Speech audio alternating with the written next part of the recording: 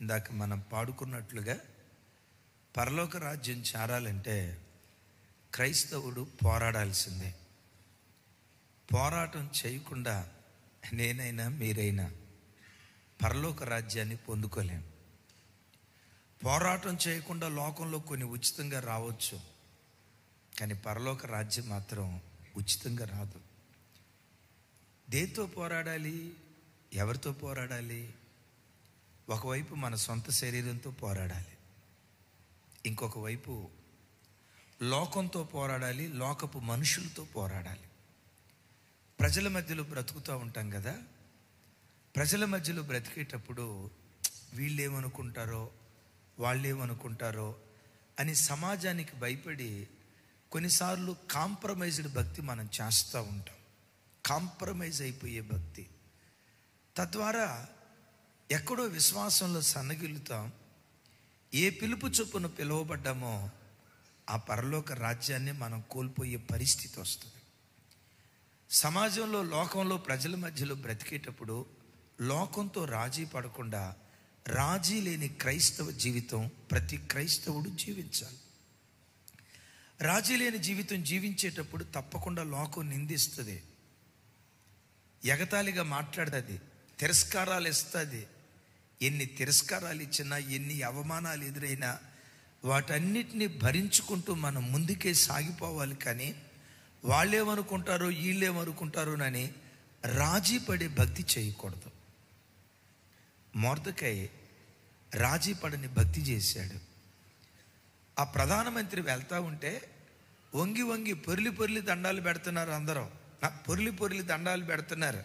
నేనంట గౌరవం కొద్ది పెట్టి ఉంటారా, లేదా ప్రధాని ముందు కాస్త అట్లా వినయం, నక్క వినయం చూపిస్తే కాస్త ప్రమోషన్ ఇస్తాడని అంత వినయ భక్తిని కనపరిచారా? గౌరవం కంటే కాస్త నక్క వినయం. వెళ్తా వెళ్తా ఓ బంగారు గురిసి అట్లా విసిరేకపోతాడా, మన టారు తిరగపోద్దా, ఓ బంగారు పొంగరు విసిరేకపోతాడా, మన స్థితిగతులు మారకపోతాయా? ప్రధానమంత్రి అనే గౌరవం కంటే ఈ నక్క వినయం చూపించడానికి కారణం ఇది. అందరూ పొర్లి పొర్లి దండాలు పెడతా ఉంటే, సాగిలిపడి నమస్కారం చేస్తూ ఉంటే రాజీ లేని భక్తి జీవితం చేశాడు మొర్దెకై. రాయబడిన మాట, మొర్దెకై వంగకయు సాగిలిపడి నమస్కరించకయుండుటయు చూచి, ఏ బాబా మేమందరం పొర్లి పొర్లి దండాలు పెడుతున్నాం, నువ్వెందుకు పెట్టావు? వంగి వంగి నమస్కారాలు చేస్తున్నావు, నీవెందుకు నమస్కారం చేయు? మొర్దెకై ఏమన్నాడు తెలుసా? నేను యూదుడును గనుక ఆ పని చెయ్యజాలను.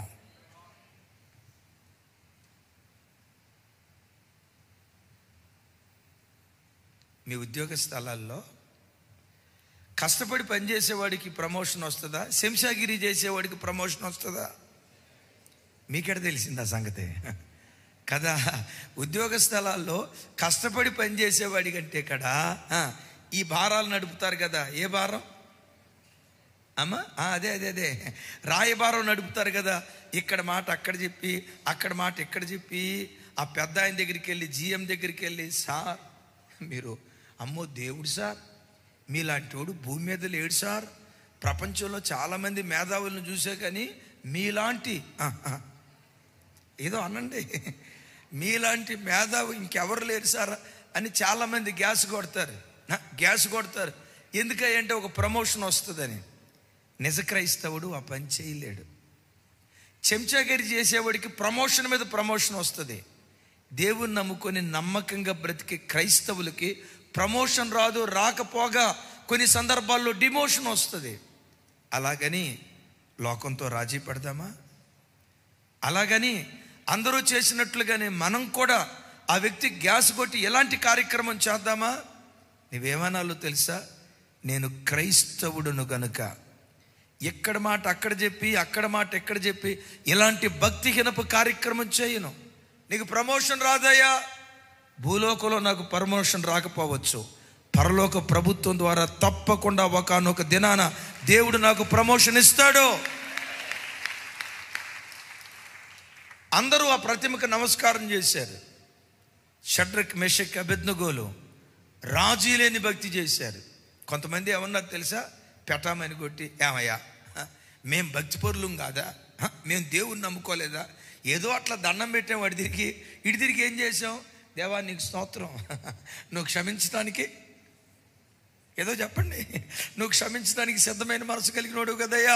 అయ్యా పొరపాటు అయిపోయింది, మరి ఉద్యోగ స్థలంలో అందరూ దండం పెట్టమంటున్నారు, నేను కూడా పెట్టానయ్యా.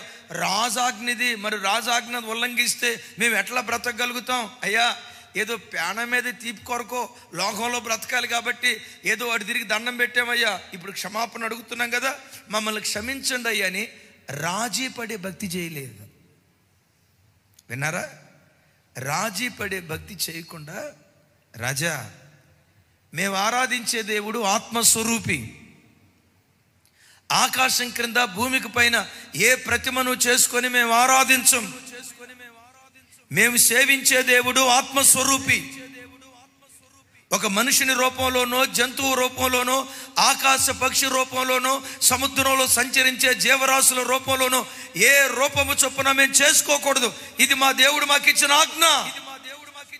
అయితే చస్తారు, అయితే చచ్చినా పర్వాలేదు, ఇక్కడ కళ్ళు మూస్తే పరలోకంలో కళ్ళు తెరుస్తాం సార్. బిడ్డలారా, లోకం ప్రస్తుతం మనం లోకంతో ప్రతి క్షణం పోరాడాలి. మరి పోరాడే పరంపరలో వాళ్ళని కించపరుస్తూ మాట్లాడొద్దు, కానీ మన విశ్వాసాన్ని బహిరంగంగా ధైర్యంగా చెప్పుకునే వ్యక్తులుగా మనం బ్రతకాలి. మీకులాగే హైదరాబాదులో నేను ఉద్యోగం చేశా. ప్రతి శుక్రవారం వాళ్ళ కార్యక్రమం ఏదో జరుగుతుంది. కొబ్బరికాయ కొట్టి ప్రసాదం తీసుకొస్తారు. నాకు ఇచ్చేవాళ్ళు. నేను తినను బ్రదర్, సారీ ఏమనుకోవద్దు. ఒకరోజు అడిగారు, ఎందుకు తినవు? తినకపోవటానికి కారణం ఏంటి? అయ్యా మీ విశ్వాసాన్ని నేను కించపరచట్లేదు. మీ విశ్వాసం విగ్రహాలలో కూడా దేవుణ్ణి చూస్తారు, అది మీ నమ్మిక. మీ నమ్మికను మీరు గౌరవించుకుంటూ ఆ విగ్రహం దగ్గర కొబ్బరికాయ కొట్టి పలహారం పంచిపెట్టారు, అది మీ విశ్వాసం. మీ విశ్వాసాన్ని నేను కాదన్నా, మీ విశ్వాసాన్ని మీరు ప్రకటించుకోండి. కానీ నా విశ్వాసం ఏంటో తెలుసా? మేము ఆరాధించే దేవుడు 3 అడుగుల ప్రతిమలో బంధించబడే దేవుడు కాదు. 7 అడుగుల ప్రతిమలో బంధించబడే దేవుడు కాదు.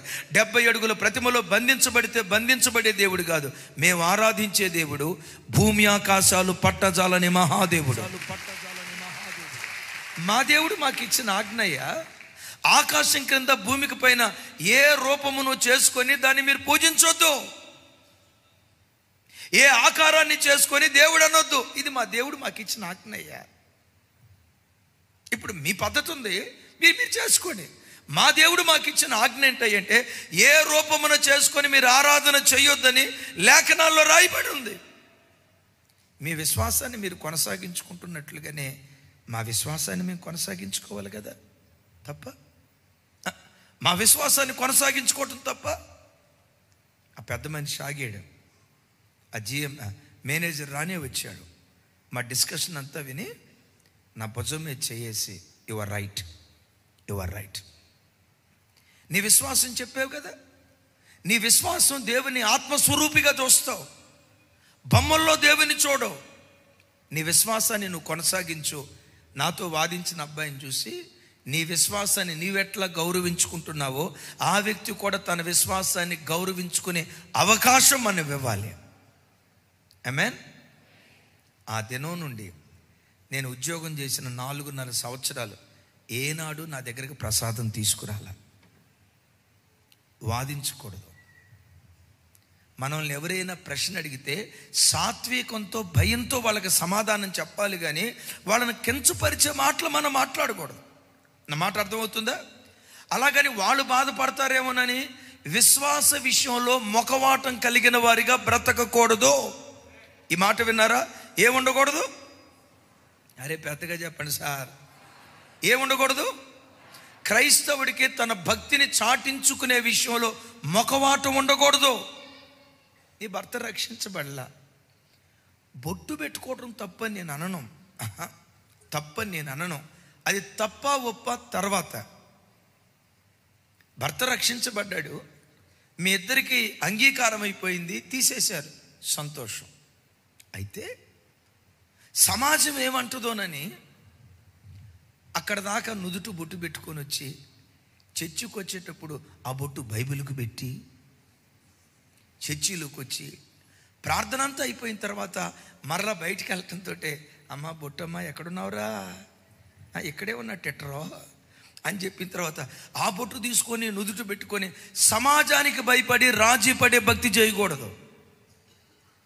క్రైస్తవుడు దేవుని కొరకు బ్రతికే విషయంలో, తన విశ్వాసాన్ని చాటి చెప్పుకునే విషయంలో రాజీ లేని భక్తి జీవితం చేస్తే నీ రోషాన్ని చూసి అగ్ని మంటల్లోకి షడ్రక్ మెషక్ అబేద్నెగోలను కాపాడటానికి రోషం కలిగిన దేవుడు ఎలా దిగి వచ్చాడో నిన్ను కాపాడటానికి కూడా గగనమును చీల్చుకొని నీవు ఉన్న చోటుకి ఈ కాలంలో కూడా దేవుడు దిగి రావటానికి శక్తివంతుడై ఉన్నాడు. నమ్మిన బిడ్డలు చప్పలు కొడుతూ స్తోత్రాలు చెప్దాం. ఎక్కడ ఏ ఎండక గొడుగు బట్టే క్రైస్తవులుగా బ్రతకూడదు. ఏ ప్రాంతానికి వెళ్తే ఆ ప్రాంతానికి అనుకూలంగా బ్రతకూడదు. యేసయ్యకి మహిమ కలుగును గాక. కొంచెం పెద్దగా చెప్దాం, ఇంకొంచెం పెద్దగా. అంటే సమాజంలో ఎలా బ్రతకాలి? రాజీ లేని క్రైస్తవ జీవితం జీవించాలి. పరిశుద్ధ గ్రంథమైన బైబిల్లో రాజీ లేని క్రైస్తవ జీవితం ఎలా జీవించాలి? నిజంగా భూలోకంలో రాజీ లేని క్రైస్తవ జీవితం జీవించడం నిజంగా ఒక క్రైస్తవునికి సాధ్యమేనా? దేవుడు ఎప్పుడు సాధ్యము కాని కార్యాలు చెయ్యమని చెప్పడో. ఆమేన్. ఏది మనకు సాధ్యమో, ఏది మనము చేయగలమో అవే చెప్తాడు. అందుకని వాక్యంలో రాసి ఉంటుంది, ఆయన కాడి తేలికైనది. ఎలాంటిదట అంటే దేవుని ఆజ్ఞలు తేలికైనవి, సులువైనవి. ఆచరించడం నువ్వు నేర్చుకుంటే యేసయ్యకి మహిమ కలుగును గాక. రాజీ లేని భక్తి జీవితం ఎలా చేయాలి? ఓ సవాల్తో కూడుకున్న వర్తమానం చూడండి. హెబ్రీయులకు రాసిన పత్రిక 12వ అధ్యాయం 1వ వచనం నుంచి 4వ వచనం వరకు నేను చదువుతాను. ఇంత గొప్ప సాక్షి సమూహము, తమ్ముళ్ళు అందరూ చెప్పాలి పెద్దగా, ఎంత గొప్ప సాక్షి సమూహము మేఘము వలె మనలను ఆవరించి ఉన్నందున మనము కూడా ప్రతి భారమును సులువుగా చిక్కులు పెట్టు పాపమును విడిచిపెట్టి విశ్వాసమునకు కర్తయు దానిని కొనసాగించు వాడనైన యేసు వైపు చూచుచు మన ఎదుట ఉంచబడిన పందెములో ఓపికతో పరిగెత్తుదుము. ఆయన తన ఎదుట ఉంచబడిన ఆనందముకై అవమానమును నిర్లక్ష్యపెట్టి సిలువను సహించి దేవుని సింహాసనం యొక్క కుడి పార్శ్వమున ఆసీనుడై ఉన్నాడు. మీరు అలసట పడకయు మీ ప్రాణము విసుకకయు ఉండునట్లు పాపాత్ములు తనకు వ్యతిరేకముగా చేసిన తిరస్కారమంతయు ఓర్చుకొనిన ఆయనను తలంచుకొనుడి. ఇక్కడ అసలు మాట అంటాడు, మీరు పాపముతో పోరాడుటలో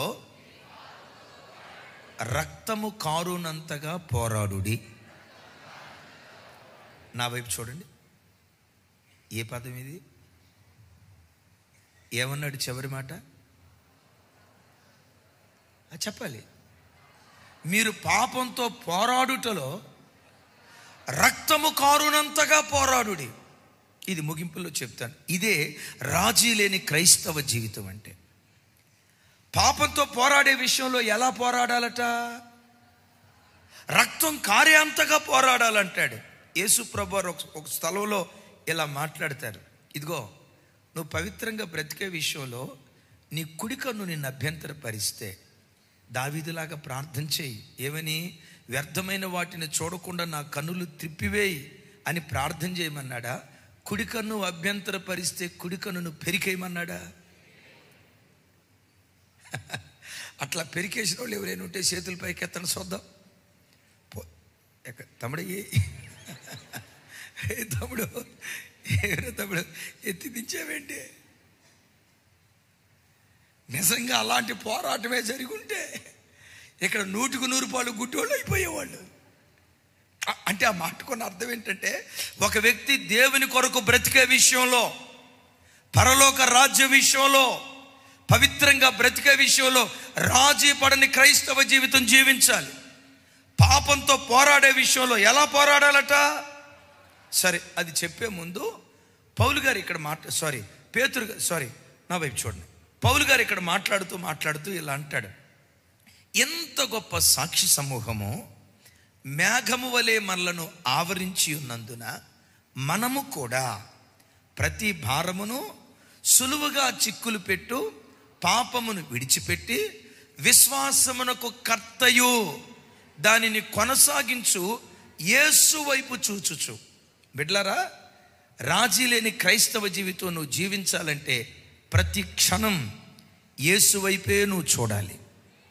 దైవజనుల వైపు చూడొద్దు, మీ తోటి విశ్వాసుల వైపు చూడొద్దు, యూట్యూబ్లో దేవుని వాక్యం చెప్పే మాలాంటి సేవకుల వైపు చూడొద్దు, టీవీలో వాక్యం చెప్పే సేవకుల వైపు చూడొద్దు, మన చుట్టూతో ఉన్న ప్రజల వైపు చూడొద్దు. ఎందుకు మనుషుల వైపు చూడొద్దు, సేవకుడి వైపు చూడొద్దు అని అంటున్నాను తెలుసా? మీ విశ్వాసానికి నేను కర్తను కాదు, మీలో విశ్వాస బీజాన్ని నాటిన వాడిని నేను కాదు, మీ విశ్వాసాన్ని కొనసాగించేది నేను కాదు, మీ విశ్వాసాన్ని సక్సెస్ఫుల్గా ఫినిష్ చేసేది నేను కాదు. మనందరి గుండెల్లో విశ్వాస బీజాన్ని నాటింది విశ్వాసానికి కర్త ప్రభు అయిన యేసు క్రీస్తు వారు. నాటినవాడు అంతతోడే ఆపాడా? దానికి నీళ్లు పోసాడు ఆయన, దానికి ఎరువేశాడు ఆయన. అది రోజు రోజుకు ప్రవర్తమానం చెందేటట్లుగా నాటిన విశ్వాస బీజాన్ని దేవుడే కొనసాగిస్తున్నాడు. కొనసాగించడమే కాదు, చనిపోయే ఆఖరి క్షణాలలో నీ విశ్వాసపు పరుగు సక్సెస్ఫుల్గా ముగించేటట్లుగా దేవుడే నీ బ్రతుకులో కార్యం చేస్తాడు. అంటే ఒక మాటలో చెప్పాలంటే నీ విశ్వాస జీవితంలో ఆది దేవుడే. పెద్దగా చెప్పాలి, ఆది ఆయనే, అంతము ఆయనే. ఇప్పుడు ఎవరిని చూడాలి? విశ్వాసానికి కర్త. ఏ దేవుడు నీ కొరకు ప్రాణం పెట్టాడో, ఏ దేవుడు నీ కొరకు పరలోకాన్ని విడిచిపెట్టొచ్చాడో, ఏ దేవుడు నీ కొరకు సర్వస్వాన్ని ధారపోసాడో ఆ దేవుని వైపే నువ్వు చూడాలి.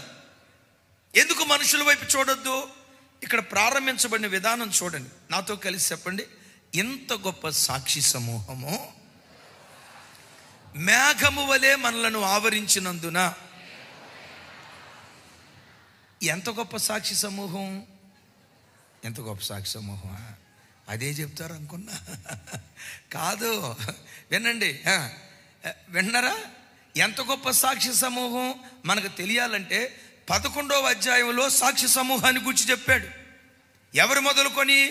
మొదటి వాడైన హేబేలు మొదలుకొని దావీదు మహారాజు వరకు విశ్వాస వీరుల చరిత్ర చెప్పాడు. 11వ అధ్యాయం అంతా వాళ్ళ విశ్వాసాన్ని శిఖరాల మీద చూపిస్తూ, వాళ్ళ భక్తి జీవితాన్ని శిఖరాల మీద చూపిస్తూ వాళ్ళ గొప్పతనాన్ని చాటి చెప్పాడు. 11వ అధ్యాయం అంతా హేబేలు గూర్చి చెప్పాడు, నోవాహు గూర్చి చెప్పాడు, అబ్రహాము గూర్చి చెప్పాడు, శారమును గూర్చి చెప్పాడు, ఇస్సాకును గూర్చి చెప్పాడు, యాకోబును గూర్చి చెప్పాడు. విన్నారా? ఈ భక్తులందరిని గూర్చి వాళ్ళ గొప్పతనాన్ని చెప్పి 12వ అధ్యాయం ఎలా ప్రారంభిస్తే బాగుండేది. ఎంత గొప్ప సాక్షి సమూహం మీ మధ్యలో ఉన్నది కనుక వారిని చూచూచూ మీరు సాగిపోండి అని రాస్తే బాగుండేది. అవునంటారా కాదంటారా?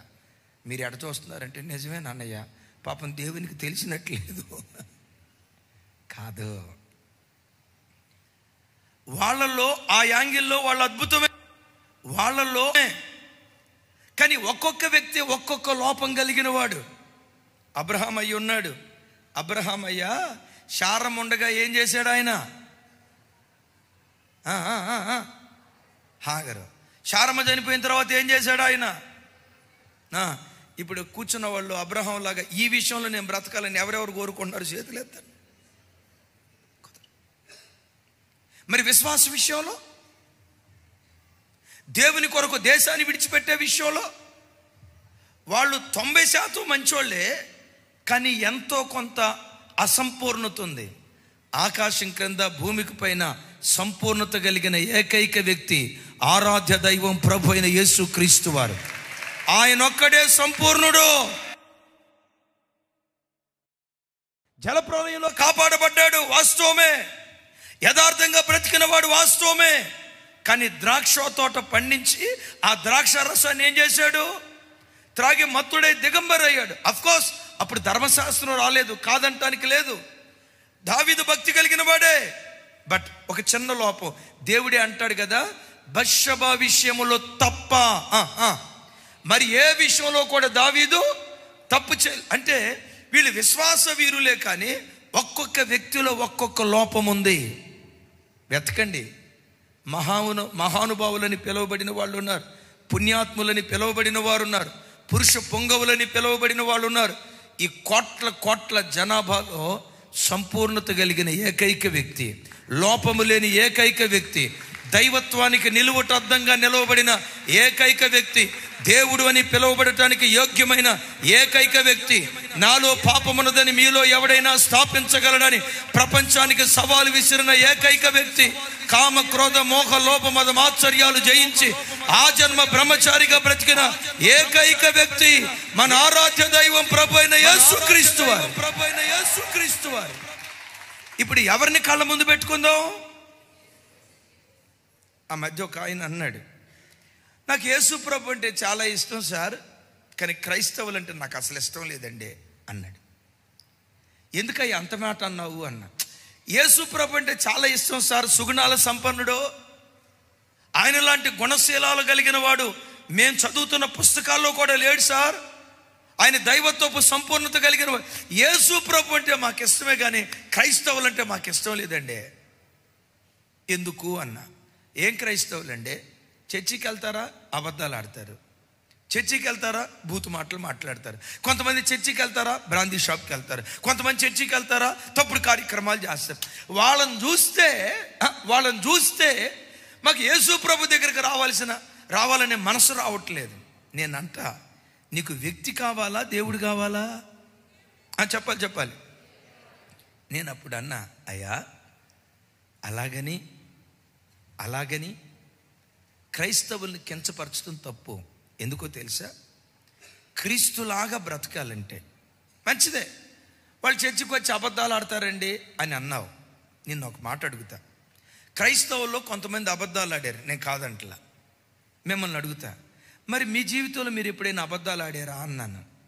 పక్క నవ్వుతా, రోజు అబద్ధాలతోనే బతుకుతాం సార్. ఏమయ్యా, నువ్వు రోజు అబద్ధాలతో బ్రతుకుతున్నావే, వాళ్ళు ఎవరో ఒకసారి అబద్ధం ఆడారంటే అదిగో చర్చికి వెళ్ళారు, అబద్ధాలు ఆడారు.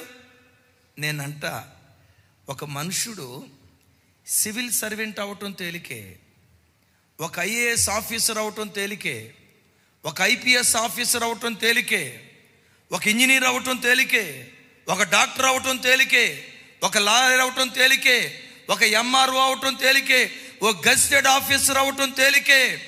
కష్ట సాధ్యమైనది ఏదైనా ఈ సృష్టిలో ఉన్నదా అంటే క్రీస్తులాగా బ్రతకటం కష్ట సాధ్యమైన ప్రక్రియ. కష్టం కాదు. చివరిలో ఇంకొక మాట అన్నా, కష్టమే బట్ సాధ్యమే. నేనంట, ప్రతి సంవత్సరం సివిల్ సర్వీస్ కొరకు 12 లక్షల మంది రాస్తారు. నా వైపు చూడాలి. ఎంతమంది? 12 లక్షల మంది రాస్తే ఉద్యోగాలు వచ్చేది ఎంతమందికో తెలుసా? కేవలం 200 మందికే వస్తాయి. ఇప్పుడు సక్సెస్ అయిన 200 మందిని చూస్తామా? ఫెయిల్ అయిపోయిన 11,98,000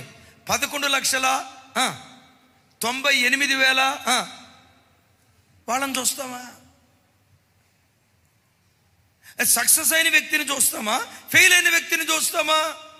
క్రీస్తులాగా బ్రతకటం ప్రకటించినంత తేలిక కాదు, విన్నంత తేలిక కాదు. ఒక మాట చెప్తాను సార్, మీ ఇంటి పక్కోడు ఎవరైనా అభి ఇట్రా, మీ ఇంటి పక్కోళ్ళు ఎవరైనా ఇట్రా, మీ ఇంటి పక్కోళ్ళు ఎవరైనా నిన్ను పట్టుకొని పెటాన్ని కొట్టారు అనుకోండి, ఏం చేస్తారు సార్ మీరన్న? కాలరా పట్టుకొని ఆ చెంప ఈ చెంప ఫిడేలు వాయించి వదిలిపెడతానండి. ధన అసలు చెయ్యెత్తితే ఊరుకుంటానా అన్నాడు. మా ప్రభు మాకు నేర్పింది ఏంటో తెలుసా?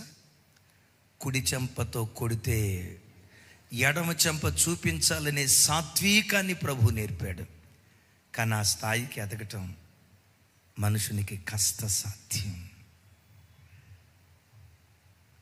విన్నంత తేలిక రాదు సార్. అదే ప్రతిదినం అభ్యాసం చేయాలి. కానీ ఒకటి ఖచ్చితం, ఏ రోజుకైనా ఆ పరిపూర్ణతకు మేము ఎదుగుతాం. ఆ పరిపూర్ణతకు దేవుడు తీసుకొని వెళ్తాడు. సార్ మీరేమనుకోవద్దు, ఒక మాట అడుగుతా. ఎప్పుడైనా మీ కళ్ళతో అపవిత్రంగా చూసారా అన్న? ఏమండి మీ ముందు అబద్ధం ఆడేది ఏముంది? ఎప్పుడైనా ఏముంది, రోజు మన పని అదే. ఫోన్లో ఎప్పుడైనా అది మామూలండి, అట్టాటి మీరు అడగకూడదు, నేను చెప్పకూడదు అన్నాడు. మా ప్రభు మాకు నేర్పింది ఏంటో తెలుసా? శరీరంతో అపవిత్రత చేయటం తర్వాత చేయకూడదు. నేను మీతో చెప్పినదేమనగా, ఒక స్త్రీని మోహంతో చూచువాడు అప్పుడే ఆవిడతో అని లేఖనాల్లో రాయబడి ఉంది సార్. ఒక వ్యక్తి ఆ స్థాయిలో బ్రతకటం అనేది, నేనంట అగైన్ అండ్ అగైన్, ఒక ఐఏఎస్ ఆఫీసర్ అవటం తేలికే, ఒక ఐపీఎస్ ఆఫీసర్ అవటం తేలికే, ఒక డాక్టర్ అవటం తేలికే, ఒక ఇంజనీర్ అవటం తేలికే. క్రీస్తులాగా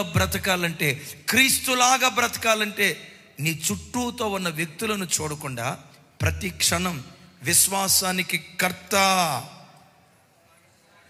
దాన్ని కొనసాగించే యేసును పదే పదే చూస్తూ రోజు నువ్వేమన్నాలో తెలుసా? యేసయ్యా మా పాస్టర్ గారిలా కాదయ్యా, మా పాస్టర్ గారిలా కాదయ్యా, మా చర్చికి వచ్చే పలానా అన్నలా కాదయ్యా, నీలాగా నేను బ్రతకాలి, నీలాగా నేను జీవించాలి, నీ స్వభావం నాకు దయచేయ్యా, నీ పోలిక నాకు దయచేయ్యా, ఆ ఆధ్యాత్మిక అంతస్తుకు నేను ఎదగగలుగునట్లుగా ఆ ఉన్నతమైన అనుభవానికి నన్ను నడిపించయ్యని ప్రతిరోజు ప్రార్థిస్తే ఆ ప్రసవ వేదనల మధ్యలోనే యేసుక్రీస్తు అనే శిశువును కనటానికి దేవుడు కృప చూపిస్తాడు. చప్పలు కొడితే సైకు స్తోత్రాలు చెప్తా. ఇప్పుడు చెప్పండి, ఎవరిని చూడాలి ప్రతి క్షణం? ఇంకోసారి చెప్పాలి, ఎవరిని చూడకూడదు? మనుషులను చూడకూడదు. నీ చుట్టూతో ఉన్న వ్యక్తులను చూడకూడదు. ప్రతి క్షణం యేసయ్యను కళ్ళ ముందు పెట్టుకో. బైబిల్లో ఏమని రాసిందో తెలుసా? వారు ఆయన తట్టు చూడగా వారికి వెలుగు కలుగుతుంది అని రాసింది. యేసుక్రీస్తు వారు వెలుగు. పదే పదే ఆయన వైపు నువ్వు చూస్తే నీవు కూడా వెలుగు సంబంధిగా మార్చబడతావు. దీనికి మీకు ఒక విషయం తెలుసు కదా, యాకోబు లాబానుతో మాట్లాడాడు. మామయ్య నాకు జీతం ఏదో ఇద్దాను అంటున్నావు కదా, డబ్బులు ఏమి వద్దు కానీ ఒక మాట చెప్తాను, మచ్చలు లేని గొర్రె పిల్లలు నాకు వాటిని పెంచుతా. వాటిని పెంచేటప్పుడు ఈనే కాలం వస్తే ఒకవేళ అది మచ్చలు కలిగిన గొర్రెలను ఈనితే అది నాకు జీతం అయింది, ఒకవేళ మచ్చలు లేని గొర్రెలు ఈనింది అనుకోండి అది నువ్వే తీసుకొని వెళ్ళిపో అన్నాడు. లాబాను ఏమనుకున్నాడు తెలుసా? మన భాషలో చెప్తాను, యాకోబు తిక్కలోడు అనుకున్నా కానీ మరీ ఇంత తిక్కలోడు అనుకోలేదు. ఈ గొర్రె పిల్లలకు మచ్చలు లేవు. మచ్చలు లేని గొర్రె పిల్లలు ఏ గొర్రె పిల్లలు ఎంతాయి? ఏమండి తెల్ల గొర్రెకి ఏ పిల్లలు పుడతాయి? గోధుమ కలర్ గొర్రెకి ఏ పిల్లలు పుడతాయి? నల్ల గొర్రె పిల్లలకి ఏ పిల్లలు పుడతాయి కదా? ఇప్పుడు ఒకే రంగులో మచ్చలు లేకుండా ఒకే రంగులో ఉన్న గొర్రెలు ఈనితే మచ్చలు లేని గొర్రెలే ఎంత? అది లాబాను అనుకున్నాడు, గొర్రె దొరికిపోయాడు రా, 14 సంవత్సరాలు దోసుకున్నాను సరిపోలేదో, భలే దొరికాడు రా అనుకున్నాడు. మొత్తానికి యాకోబు ఏం చేశాడో తెలుసా? బాగా పుష్టిగా ఉన్న గొర్రెలో ఈనే కాలం వచ్చినప్పుడు నీళ్లు తాగటానికి వస్తే ఆ ఘాటిలో చుక్కలు కలిగిన చేనారు జంగిసాలు కర్రను పెట్టాడు. ఈ ఏమంటారు సూలేనా, గర్భిణితో ఉన్న ఈ గొర్రెలో నీళ్లు తాగటానికి వచ్చేటప్పుడు ఘాటిలో పెట్టిన చుక్కలు కలిగిన ఆ కర్రను చూసి నీళ్లు తాగే పిల్లలు ఈనేటప్పుడు చుక్కలు కలిగిన గొర్రెలు నేనంట, చుక్కలు లేని గొర్రెలారా, మీ ఒంటి మీద చుక్కలు లేవుగా, మరి మీ పిల్లల ఒంటి మీద చుక్కలు ఎట్లొచ్చాయో తెలుసా? చుక్కలు కలిగిన కర్రను పదే చూసా. ఏది చూస్తావో అదే కంటావు. పదే యేసును చూడు, యేసులాగా మారిపోయే కృపదేవుడు నీకు అనుగ్రహిస్తాడు. ఎవరిని చూద్దాం? పెద్దగా చెప్పాలి. మన హీరో ఎవరు? మన కెప్టెన్ ఎవరు? మన నాయకుడు ఎవరు? మన రోల్ మోడల్ ఎవరు? మన మార్గదర్శి ఎవరు? కళ్ళ ముందు ఎవరు నిలవబెట్టుకుందాం? యేసు లాంటి వాడు ఎవ్వడు ప్రపంచంలో లేడు. ఆయనకు ఆయనే సాటి. రెండవది, యేసు వైపు చూడాలి, రాజీ లేని పోరాటం చేయాలంటే. రెండవది, సులువుగా చిక్కులు పెట్టే ప్రతి పాపాన్ని విడిచి, ప్రతి భారాన్ని విడిచిపెట్టి ఓపికతో ఈ పరుగు పందెంలో పరిగెత్తాలి అంటాడు. అంటే పరుగు పందెంలో పరిగెత్తేవాడు బరువులు మోసుకోడు. విన్నారు ఈ మాట?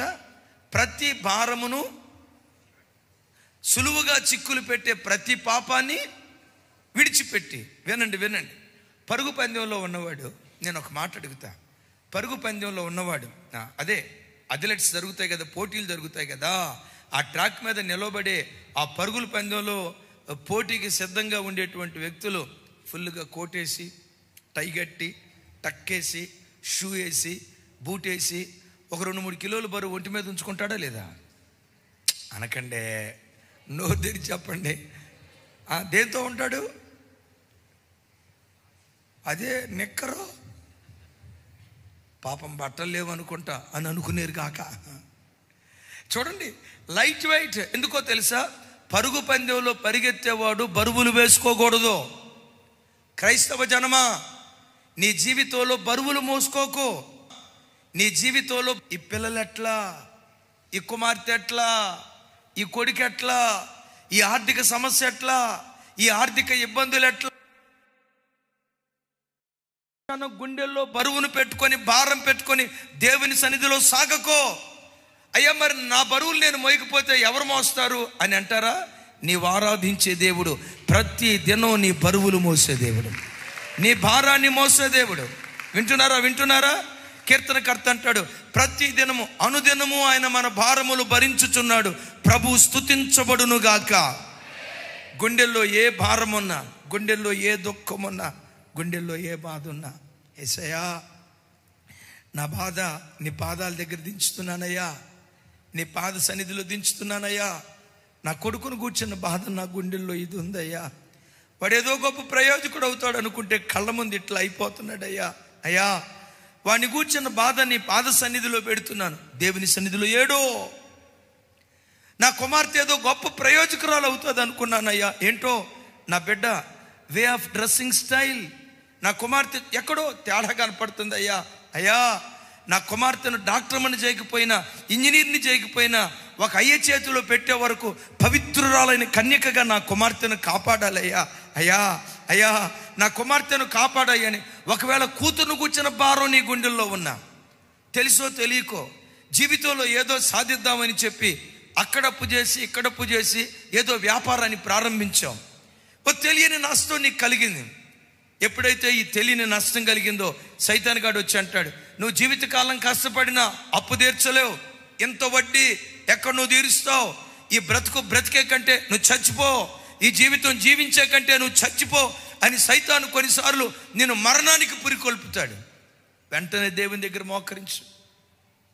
మీకు తెలుసా, ఒంటి మీద యజమానుడు బరువు ఎప్పుడు దించుతాడంటే, ఒంటె నడుస్తూ ఉన్నంతసేపు యజమానుడు బరువును దించడం.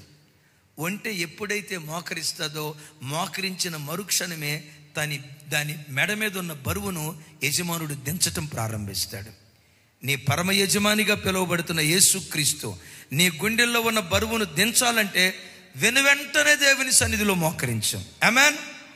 వన్స్ ఒక విషయం కొరకు నువ్వు ప్రార్థన చేసావా, ఆ విషయం నిమిత్తం మరి అన్నడూ చింతించకుండా, నా కొరకు చింతించే దేవుడు నాకుండగా, నా పక్షాన చింతించే దేవుడు నాకుండగా నేనెందుకు చింతించాలని నీ చింత యావత్తు ఆయన మీద వేయుదువుగాక. మన జీవితం ఎలా సాగాలో చెప్తాను. ఓ రోజు ఇలాగే షాపూర్ వెళ్తున్నాం. సరిగ్గా అప్పుడు స్కూల్ వదిలేరు. చిన్నపిల్లలు ఆ స్కూల్ బ్యాగ్స్ మోసుకుంటా తిరిగి వస్తున్నారు. చిన్నకాలం నుంచి కొంతమంది తల్లులు పిల్లలకి ఎదురే వెళ్తున్నారు.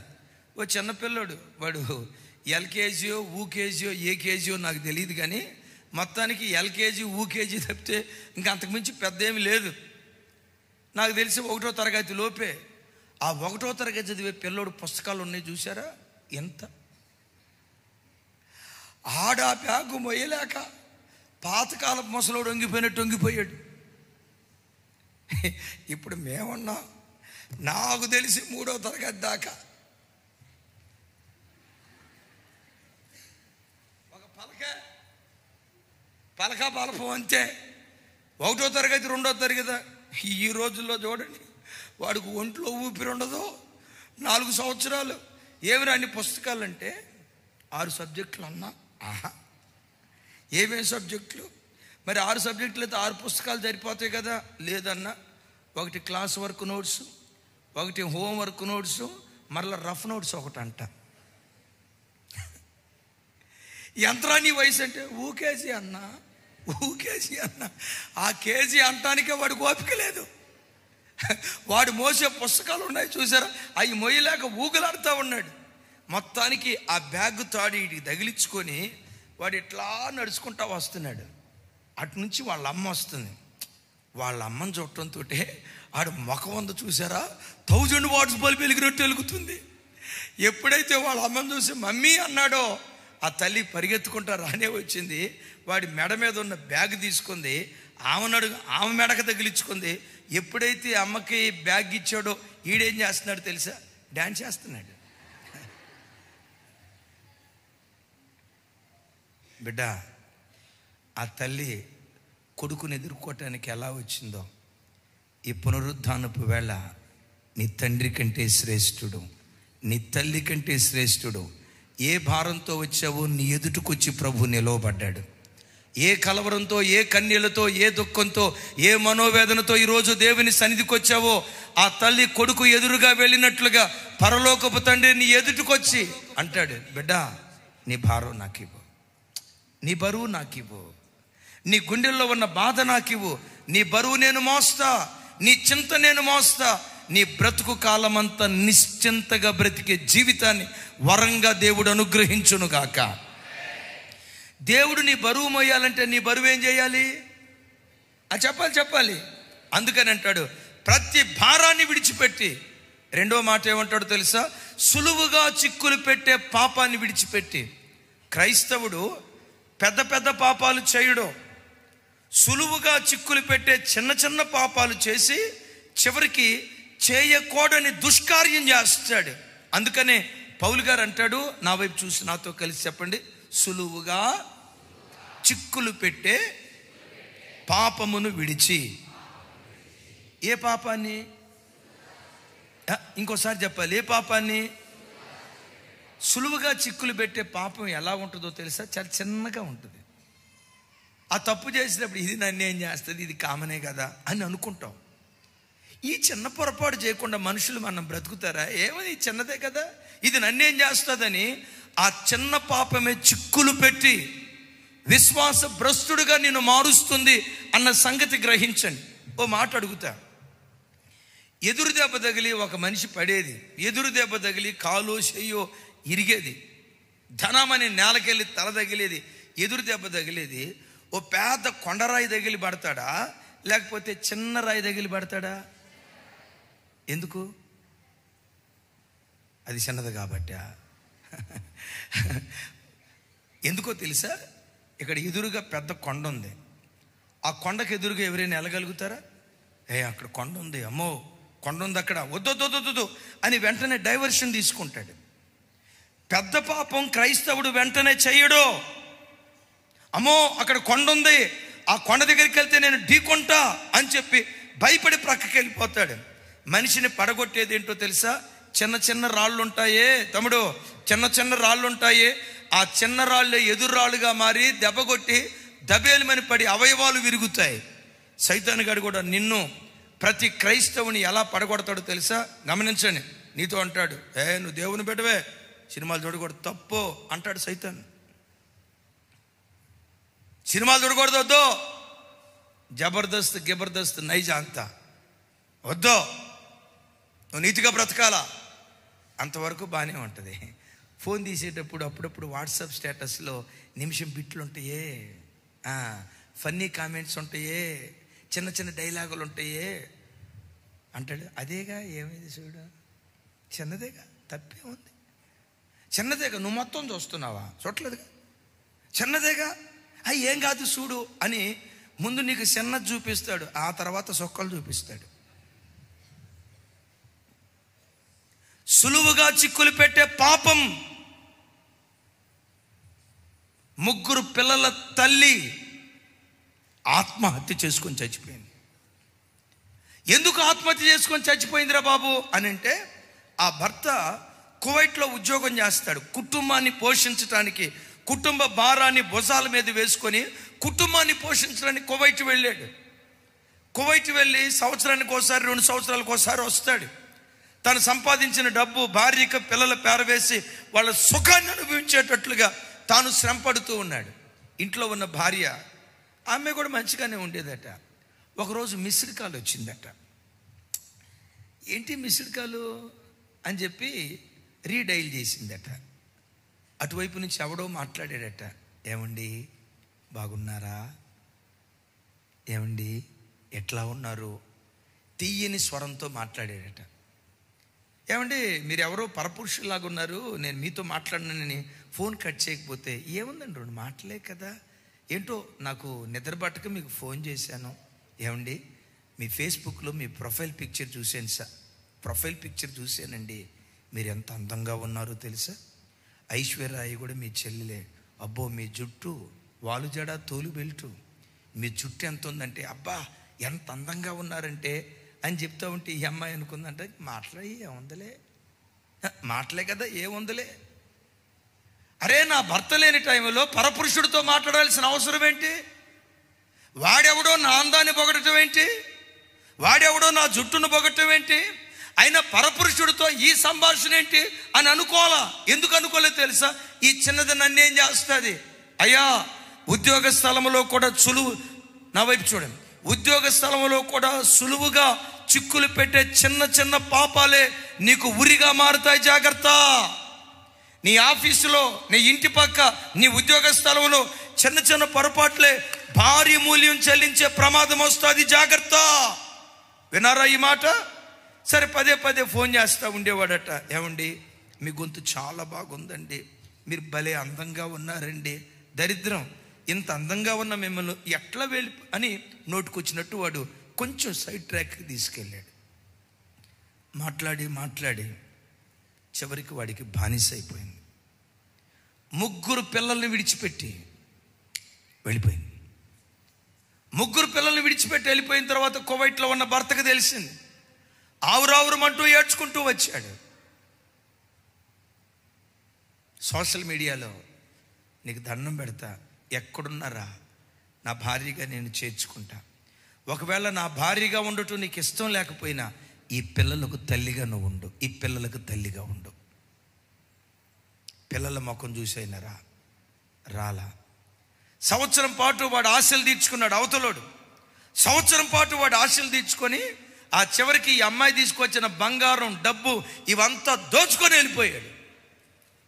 భర్తకు ముఖం చూపించలేక, కన్న తల్లిదండ్రుల దగ్గరికి వెళ్ళలేక, పుట్టింటికి వెళ్ళలేక, పిల్లలకే ముఖం చూపించుకోలేక ఏ హోటల్లో ఉందో ఆ హోటల్లో ఊరేసుకుని చచ్చిపోయింది.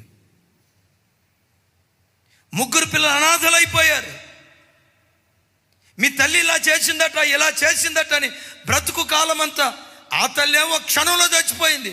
బ్రతికున్న పిల్లలు ప్రతి క్షణం బ్రతుకుతూ చావాల్సిందేగా. నేనంట ఆ కుటుంబం ఎందుకు ఇంత విచ్ఛిన్నమైపోయింది? చిన్న చిన్న పొరపాట్లు. తమ్ముడు, నీ భక్తి జీవితాన్ని కూడా దాడి చేసేది నీ చిన్న చిన్న పొరపాట్లే.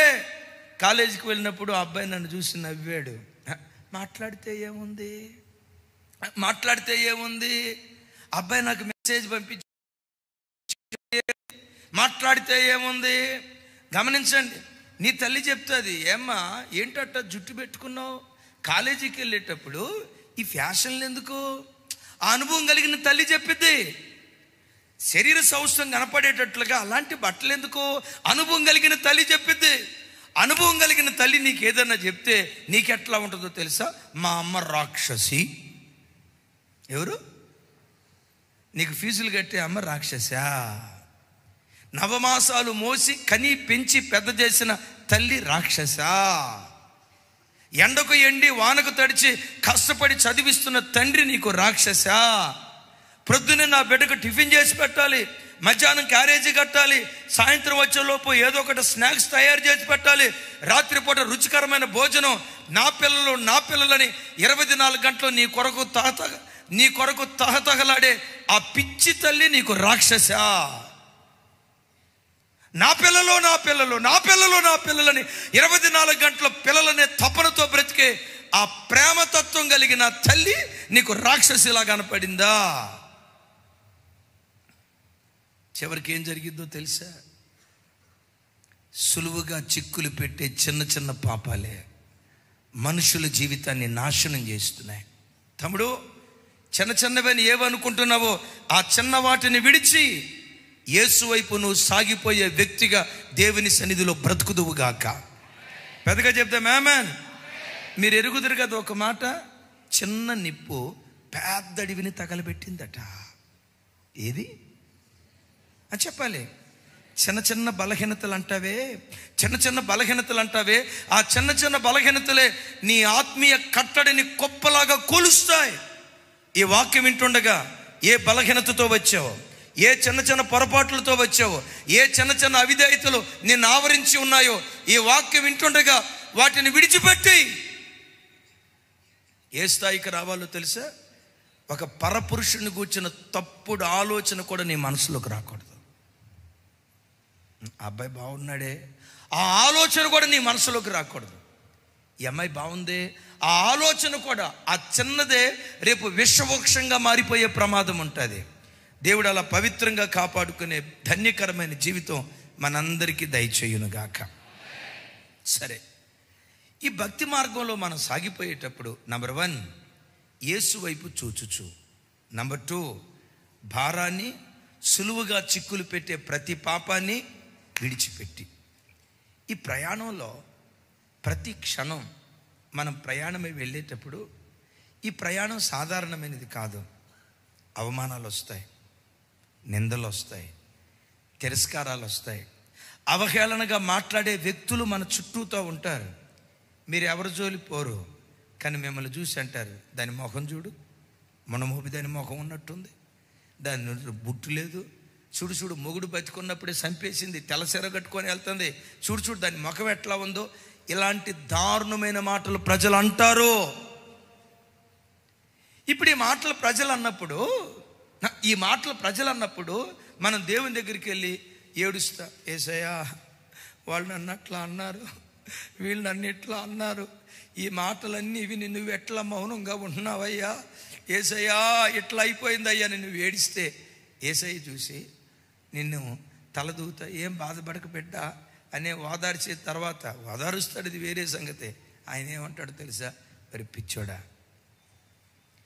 అవమానం నీకు ఎదురు కాక మునుపు మొదట నాకెదురైంది, తిరస్కారం నువ్వు అనుభవించక మునుపు మొదట నన్ను తిరస్కరించారు, ఈరోజు నిన్ను తృణీకరించారేమో, నిన్ను తృణీకరించక మునుపు మొదట నన్ను తృణీకరించారు.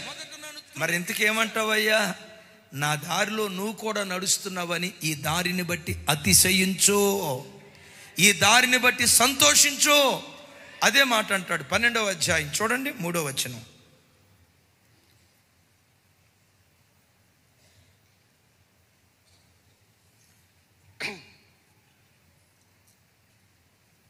పన్నెండవ అధ్యాయం 2-3 వచనాలు. తమ్ముడు కొంచెం వెనక్కెళ్ళు, నాతో కలిసి చెప్పండి ఇక్కడి నుంచి. ఆయన తన ఎదుట ఉంచబడిన ఆనందము కొరకై, యేసయ్య ఎదుట ఏముంచబడిందట? యేసయ్య ఎదుటే కాదు, మనందరి ఎదుట కూడా ఏముంచబడింది? పరలోకమనే ఆనందాన్ని దేవుడు ఉంచాడు. అలాగని పరలోకానికి వెళ్ళిన తర్వాతే ఆనందం కాదు సుమి, దాని నమూనా ఎంతో కొంత భూలోకంలో కూడా దేవుడు మనకిస్తాడు. అంటే భూలోకంలో కూడా దేవుడు మన కొరకు ఆనందాన్ని దాచిపెట్టాడు. నమ్ముతున్నారా ఈ మాట? బ్రతికంతా ఏడ్పే అనుకుంటున్నారా? బ్రతికంతా దుఃఖమే అనుకుంటున్నారా? ఏడ్పుకు ప్రతిగా సంతోషం ఇచ్చే దేవుడు ఆయన. అంగలార్పునకు ప్రతిగా నాట్యాన్ని అనుగ్రహించే దేవుడు ఆయన. ఇహమందు ఇస్తాడు, మరి విశేషంగా పరమందు ఇస్తాడు. అయితే పరలోకంలో ఇచ్చే ముందు ఆ పరలోకపు మాధుర్యత ఎలా ఉంటుందో ఎంతో కొంత భయాన ఈ లోకంలో కూడా మనకిస్తాడు. యేసయ్య పరలోకానికే దేవుడా, భూలోకానికి కూడా దేవుడా? చెప్పాలి. ఆయన భూలోకానికి దేవుడే, సర్వలోకనాథుడు అని పేరు వహించినవాడు ఆయన. Praise the lord. అంటే పరలోకానికి వెళ్ళిన తర్వాత బంగారు వీధుల్లో తిప్పి ఈ భూమి మీద ఉన్నప్పుడు చెప్పబట్టుకొని అడుక్కునే దారిద్ర్యపు పరిస్థితి మనకెవ్వడో. ఆయన నామ ఘనత కొరకు నేను తలగా నిలవబెడతాడు. విన్నారు ఈ మాట? అయితే ఆ ఆనందాన్ని దేవుడు ఇవ్వక మునుపు ఒకసారి చూడండి ఆ మాట. తన ఎదుట ఉంచబడిన ఆనందము కొరకై అవమానమును నిర్లక్ష్య పెట్టి సిలువను సహించి దేవుని కుడిపార్శ్వమున ఆసీనుడై ఉన్నాడు. నెక్స్ట్, మీరు అలసట పడకయు మీ ప్రాణములు విసుకకయు ఉండునట్లు పాపాత్ములు తనకు వ్యతిరేకముగా చేసిన తిరస్కారమంతయు ఓర్చుకొనిన ఆయనను తలంచుకొనుడి. చప్పలు కొడుతూ స్తోత్రాలు చెప్దాం. యేసయ్య సిలువ మార్గం గుండా వెళ్ళేటప్పుడు, శహబాషయ్య నువ్వు సిలువ మోస్తున్నావు అని అల్లా. సిలువ మోస్తూ ఉంటే అవమానపరిచారు. క్రైస్తవుడిగా నువ్వు బ్రతుకుతుంటే ప్రజలు నిన్ను అవమానపరుస్తారు. ఇదేం వింత కాదు, ఇదేం విడ్డూరం కాదు. అసలు లోకం ఈ కాలంలో ఎంత విచిత్రంగా మారిపోయిందంటే, నడి రోడ్డు మీద నిలవబడి వేళ్ల మధ్య సిగరెట్ పెట్టుకొని గట్టిగా ఒక దమ్ములాగి ఇక పొగదులుతాడు రైలు కొట్టంలో నుంచి వచ్చినట్టుగా. అంత బహిరంగంగా ధూమపానం చేసేవాడిని పట్టుకొని, ఒరే ఎందుకురా ఇట్లా చేస్తున్నావు అని అనరో.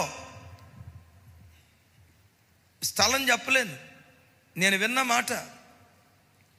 మన తెలుగు రాష్ట్రాల్లో ఒక రాష్ట్రంలో చిన్న గవర్నమెంట్ స్కూల్లో కూడా గంజాయి ప్యాకెట్లు అమ్ముతున్నారట. నేను ప్రాంతానికి వెళ్తే వాళ్ళు చెప్తున్నారు, సార్ 8వ తరగతి నుంచే గంజాయికి అలవాటు పడ్డారు సార్. వాడి వయసు చూస్తే 15-16 సంవత్సరాలు సార్. వాడి దేహం చూస్తే ఎముకలు తప్ప ముసలోళ్ళలాగా అయిపోతున్నారు సార్. ఎందుకు ఇట్లా అయిపోతున్నాడంటే గంజాయి గంజాయి గంజాయి అమ్మేవాడిని దోషం అంటలా, గంజాయి తాగేవాడిని దోషం అంటలా, బ్రాందీ షాపులు నడిపేవాడిని దోషం అంటలా, తాగుబోతోడిని దోషం అంటలా, దొంగతనం చేసేవాడిని దోషం అంటలేదు. వింటున్నారా? లంచాలు తీసుకునేవాడిని దోషం అంటలా. ఆ మధ్య ఒక ఆయన 5,000 కోట్లు బ్యాంకుకు ఎగనామా పెట్టాడట. ఎగనామానో పంగనామానో ఏదో అంటారు కదా. 8 కోట్లు. వాడు దొంగ కాదు. వినండి ఇక్కడ, వాడు దేశద్రోహి కాదు. ఈరోజు సమాజం ఎలా మారిపోయింది అంటే, బాబు తాగుడొద్దయ్యా, నీతిగా బ్రతకండి. దొంగతనం వద్దయ్యా, దొంగతనాన్ని విడిచిపెట్టి దొరలుగా బ్రతకండి. ఈ వ్యసనాల వైపు వెళ్ళొద్దయ్యా, యేసు ప్రభుతో తిరగండి, వ్యసనాల నుంచి విడుదల దయచేస్తాడని నీతి కలిగిన దేవుణ్ణి ప్రకటిస్తే, ఈ నీతి కలిగిన దేవుణ్ణి నమ్ముకుంటే, నీతి కలిగిన దేవుణ్ణి నమ్ముకున్న క్రైస్తవులు చూసి ఏమంటున్నాడు తెలుసా? దేశద్రోహులు. నేనంట, క్రైస్తవుని మించిన దేశభక్తుడు ప్రపంచంలో ఇంకెవ్వరూ ఉండరు. క్రైస్తవుడు ఏ దేశంలో ఉన్నా ఆ దేశాన్ని మనస్ఫూర్తిగా ప్రేమిస్తాడు, ఆ దేశ క్షేమం కొరకు ప్రార్థిస్తాడు. దానియేలు బబులోను దేశంలో లేడా? యోసేపు ఐగుప్తు దేశంలో లేడా? యోసేపు యొక్క ఆలోచనలను బట్టి అట్టడుగు స్థాయిలో ఉన్న ఐగుప్తు దేశం ఏమట్లా చూస్తున్నారండి? అట్టడుగు స్థాయిలో ఉన్న ఐగుప్తు దేశం అన్ని కోణాలలో శిఖరాల మీద కూర్చోవటానికి మొదట దేవుడు కారణమైతే, రెండవది యోసేపు దానికి కారణం. ఈ దేశానికి కీడు చేయాలి అని యోసేపు అనుకోలా. ఈ దేశానికి కీడు చేయాలి మొర్దెకై అనుకోలా. ఈ దేశానికి కీడు చేయాలి ఎస్తేరు అనుకోలేదు. ప్రపంచంలో క్రైస్తవుడు ఏ దేశంలో ఉన్నా ఆ దేశంలో దేశభక్తుడిగానే బ్రతుకుతాడు, కానీ దేశద్రోహిగా బ్రతకడు. దేశద్రోహిగా బ్రతికేవాడు క్రైస్తవుడే కాదు. ఆమేన్. ఏ దేశంలో బ్రతుకుతున్నామో, ఏ దేశపు నీళ్లు త్రాగుతున్నామో, ఏ దేశపు పంట భుజిస్తున్నామో ఆ దేశానికి కృతజ్ఞులు, ఆ దేశాన్ని ఇచ్చిన దేవునికి మరి విశేషంగా కృతజ్ఞులమై ఉన్నాం. కానీ విచిత్రం ఏంటో తెలుసా? బైబిల్ తీసుకొని మందిరానికి వస్తే చాలు, మందు బాటలు పట్టుకొని తిరిగేవాడు మంచోడే, గంజాయి ప్యాకెట్లు అమ్మేవాడు మంచోడే, సిగరెట్ పెట్టెలు అమ్మేవాడు మంచోడే. పరిశుద్ధ గ్రంథాన్ని చేతబుని భక్తులు ప్రజలు దేవుని దగ్గరికి వస్తామంటే నిందలో ఏడవలసిన అవసరం లేదు. ఇలాంటి నిందలు వచ్చినప్పుడు ఎవరిని తలంచుకోవాలో తెలుసా? నీ యేసును తలంచుకో. వినపడలా? ఎవరిని తలంచుకోవాలి? ఆయన తలంచుకొని, అయ్యా నీవు అవమానాన్ని భరించేవే, ఆ భరించే శక్తి నాకు దయచేయి.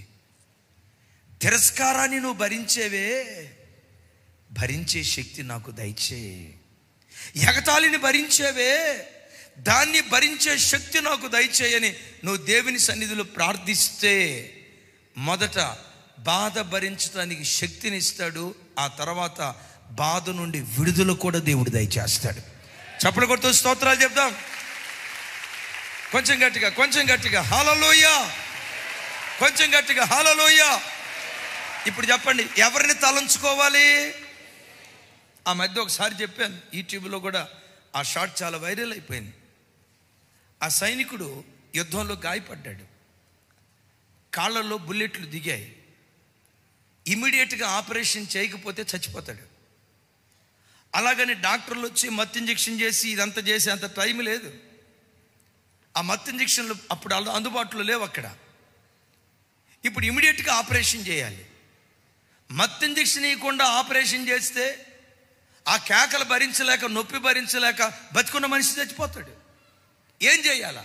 సరే తప్పదు, ఆ బాధ ఏదో తాను భరిస్తాడని చెప్పి ఆ గాయపరచబడిన సైనికులందరినీ చర్చిలో వేసి ఆపరేషన్ చేస్తున్నారట.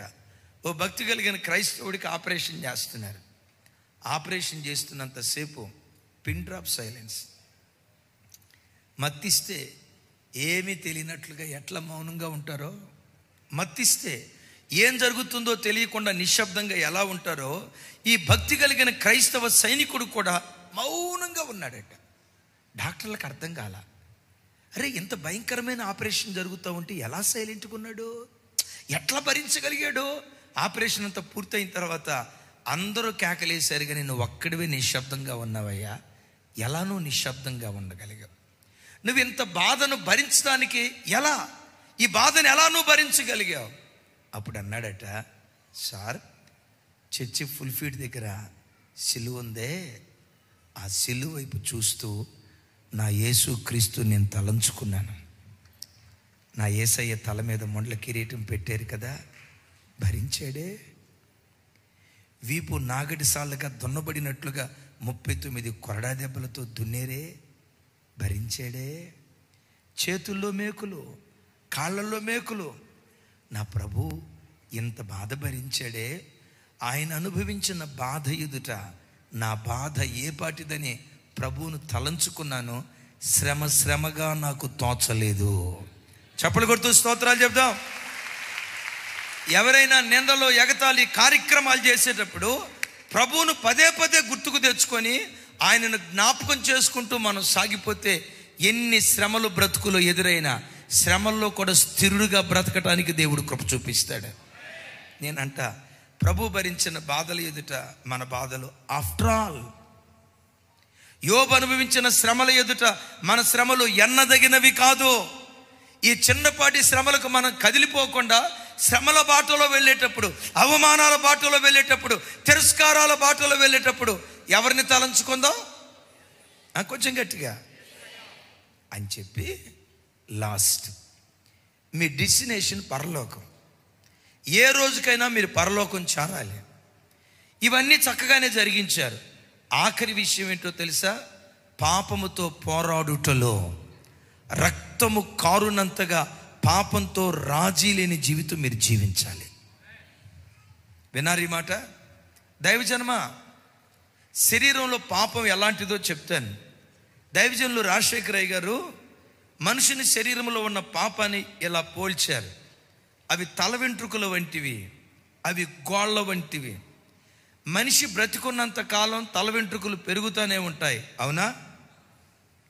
మనిషి బ్రతికున్నంత కాలం చేతులకున్న గోళ్ళు, కాళ్ళకున్న గోళ్ళు ప్రతిరోజు ఎంతో కొంత పెరుగుతూనే ఉంటాయి, అవునా? బ్రతికున్న మనిషిలో తల వెంట్రుకలు, గోళ్ళు బ్రతికిన కాలమంతా పెరుగుతూ ఉన్నట్లుగా క్రైస్తవుని జీవితంలోనే కాదు, ప్రతి మనుషుని జీవితంలో ప్రతిరోజు పాపం పుట్టుకొస్తుంది. పాపపు ఆలోచనలు పుట్టుకొస్తాయి, పాపపు తలంపులు పుట్టుకొస్తాయి, పాప సంబంధమైన ఆశయిచ్చలు లోకంలో బ్రతుకుతున్నాం గనక ప్రతి దినం దైవజనుడా, విశ్వాస, స్త్రీయా, పురుషుడా, అప్రస్తుతం శరీరం కలిగిన ప్రతి వ్యక్తి శరీరంలో పాపపు ఇచ్చలు పుట్టుకొస్తాయి. మరి పుట్టుకొచ్చినప్పుడు ఏం చేయాలి? తల వెంట్రుకలు కత్తెరతో కత్తిరించినట్లుగా, గోళ్లను నెయిల్ కట్టర్తో కత్తిరించినట్లుగా, తల వెంట్రుకలను కత్తెరతో కత్తిరించినట్లుగా ప్రతిదినం వాక్యం అనే కత్తెర తీసుకొని నీలో ఉన్న ప్రతి పాపాన్ని ప్రతి దినం నువ్వు కత్తిరించేవాడిగా ఉండాలి. విన్నారు ఈ మాట? ఏమండి, నేను సంపూర్ణ అయిపోయాను, ఇక నాలో ఏ బలహీనత లేదు, నేను 100కు 100 పర్ఫెక్ట్ అని చెప్పదగిన వ్యక్తి ఎవరైనా ఉన్నారంటే ఒకే ఒక్క వ్యక్తి, ఆయనే ప్రభు అయిన యేసుక్రీస్తు వారు. ఇక ప్రతి మనిషి అసంపూర్ణుడే. శరీరంతో బ్రతికున్నంత కాలం ఏదో ఒక పాపం మనలో బయలుదేరుతుంది. ఏం చేయాలి? కోప్పడకూడదు అనుకుంటాం, కానీ ఏదో ఒక రోజు కోపం వస్తుందా రాదా? మీకు టన్నులు వస్తుంది తల్లి, నా వైపు చూడండి. కోపం వస్తుందా రాదా? అమ్మ వస్తుందా రాదా? వస్తుంది. ఏం చేయాలి? తప్పుడు ఆలోచన వచ్చింది, ఏం చేయాలి? చూపు ఎక్కడో తప్పిపోతుంది, ఏం చేయాలి జాషువా? ఏం చేయాలి? కాని మాట ఏదైనా నోట నుంచి వస్తుంది, చెప్పండి ఏం చేయాలి?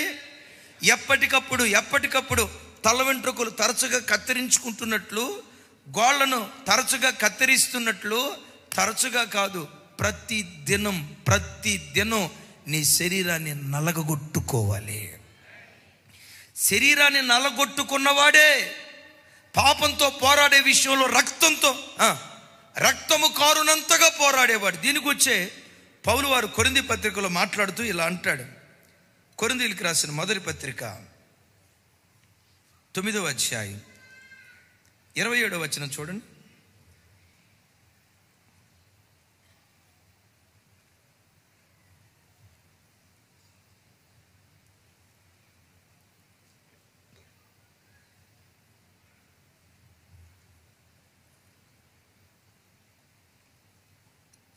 నాతో కలిసి చెప్పండి. గాలిని కొట్టినట్లుగా నేను పోట్లాడుటలేదు, కానీ ఒకవేళ ఇతరులకు ప్రకటించిన తర్వాత నేనే భ్రష్టుడనైపోదునేమో అని,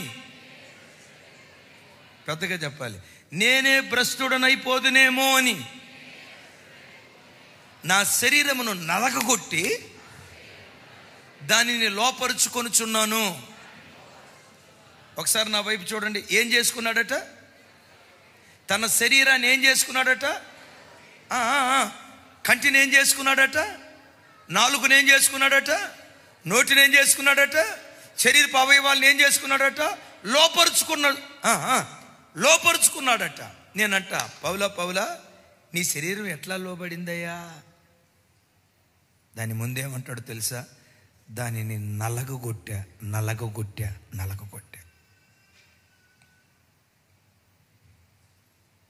నీ శరీరం లోబడాలంటే దాన్ని ముందు నలగొట్టాలి. లేతదోడు ఎద్దుంది, ఒకేసారి కాడిమాను భుజాల మీద పెడితే అది రాదు. దాన్ని కొరడాతో పదే కొట్టాలి, ముళ్ళుతో పదే గుచ్చాలి. కాడికి అలవాటు పడని కోడెను ఎన్నోసార్లు దెబ్బలు కొడితే కానీ ఆ తర్వాత వచ్చి, గమనించండి, ఈ దెబ్బలు కొట్టిన తర్వాత వచ్చి ఆ కాడిమాని ఎత్తక మునిపే వచ్చి మెడబెట్టేస్తుంది. ఎట్లా ఇది లోబడింది? నలగొట్టాడు దాన్ని. ఊరకనే లోబడలా. నీ శరీరం నీకు లోబడాలంటే నిజంగా నీకు పరలోకం కావాలి, నిజంగా నేను దేవునితో బ్రతకాలి. ఈ లోకంలో నేను ఎంతకాలం బ్రతుకుతా? ఈ జీవిత యాత్ర ముగిస్తా. యుగాయుగాలు నా ప్రభుతో బ్రతకాలి, నాకు పరలోకం కావాలి అని నిజంగా నువ్వు ఆశపడితే శరీరాన్ని నలగొట్టడం నువ్వు నేర్చుకోవాలి. ఎట్లా నలగొట్టాలి? అట్లాగని ఏదో మిక్సీలో వేసి ఏమంటారు, ఇదేదో ఉంటుంది కదా, రోట్లో తలకాయ పెట్టి దంచమని కాదు. శరీరాన్ని ఎట్లా నలగొట్టాలో చెప్తా. పదే నీ చూపు మోహం వైపు వెళ్తుంది. పదే ఈ సెల్ ఫోన్ ముట్టుకొని రకరకాల పరిస్థితి నీకు వెళ్తుంది. ఏం చేయాలి? ఓ రోజు ఉపవాసం చాటించుకొని, దేవా 20 సంవత్సరాల విశ్వాసిగా బ్రతుకుతున్నా, చూపు విషయంలో ఓడిపోయానయ్యా. నా 20 సంవత్సరాల భక్తి జీవితాన్ని ఒక అపవిత్రమైన చూపు దగ్గర నేను తాకట్టు పెట్టా. నేను ఎంతో ఎదగాలని మీరు కోరుకున్నారు. నా జీవితం ఎలా ఉంది? నా చూపు మీద నాకు జై జీవితం దయచేవా?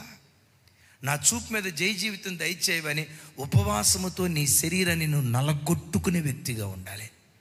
పెద్దగా చెప్తే మేమన్. కన్నీళ్లతో దేవుని సన్నిధిలో శరీరాన్ని నలగొట్టుకునే వ్యక్తిగా ఉండాలి. అలా కాకుండా ఓ నాజుకు ప్రార్థన చేసి, ఈ చిన్న బలహీనత నుంచి విడుదల దయచేయి నాయన, యేసు నామములో అడుగుచున్నావు తండ్రి. ఎవరు రామేనందే. ఈ నాజుకు ప్రార్థనలకు విడుదల రాదు. ఈ పెదాలతో పై పెదవులతో చేసే ప్రార్థనకు జవాబు రాదు. ఎలా ప్రార్థన చేయాలో తెలుసా? రక్తము కారునంతగా దేవుని సన్నిధిలో ప్రార్థించాలి. రక్తం కారునంతగానా? అవును. మన ఆరాధ్య దైవం ప్రభు అయిన యేసుక్రీస్తు వారు శరీరధారిగా ఉన్న దినాలలో గెత్సెమనే తోటలో ప్రభు ప్రార్థన చేస్తే ఆయన స్వేదరంధ్రాలలో గుండా ఏమొచ్చిందట? ఎందుకు స్వేదరంధ్రాలలో గుండా రక్తం ప్రవహించింది అంటే, దైవజనులు ఎడ్వర్డ్ విలియమ్స్ గారు ఇలా చెప్తారు. ఇప్పుడు ప్రెషర్ కుక్కర్ ఉంది, దాంట్లో పప్పు వేసాము. పప్పు ఉడకబెట్టేటప్పుడు విజిల్లో నుంచి అనే సౌండ్ ఎప్పుడు వస్తుంది?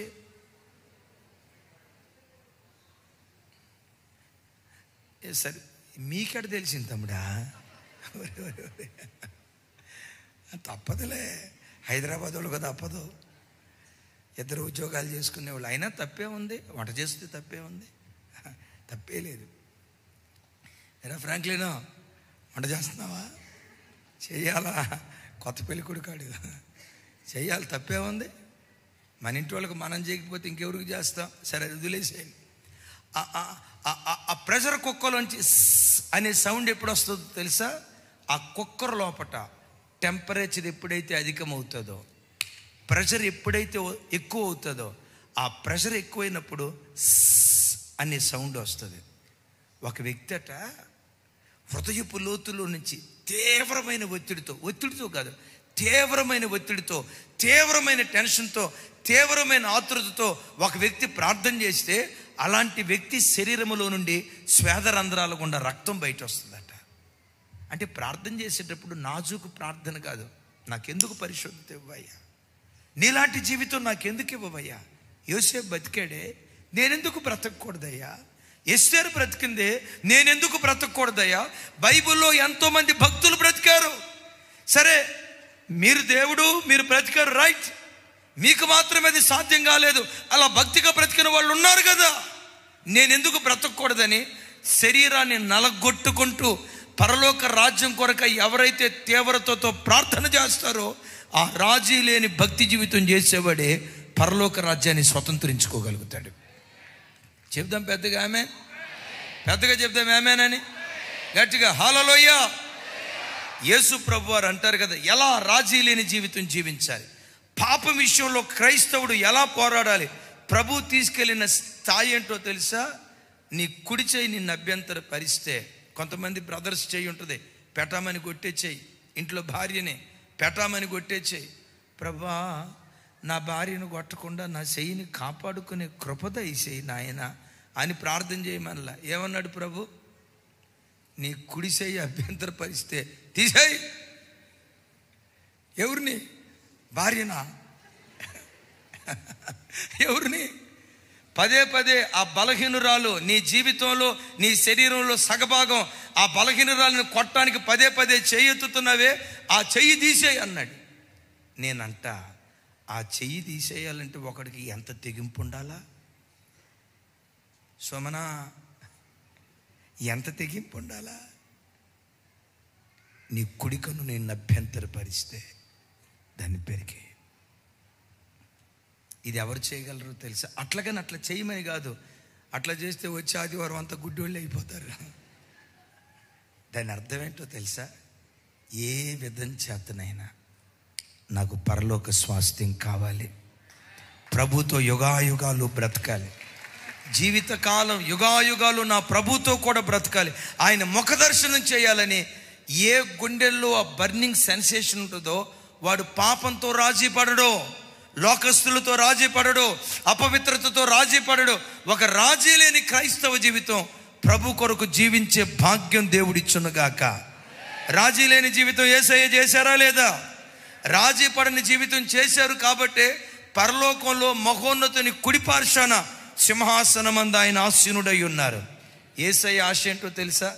ఆయనే సింహాసనం మీద కూర్చున్నారు, నిన్ను నీ కుటుంబాన్ని అదే సింహాసనం మీద కూర్చోబెట్టాలని దేవుడు ఆశపడుతున్నాడు. అతి ధన్యకరమైన జీవితం దేవుడు మనందరికీ దయచేయునుగాక.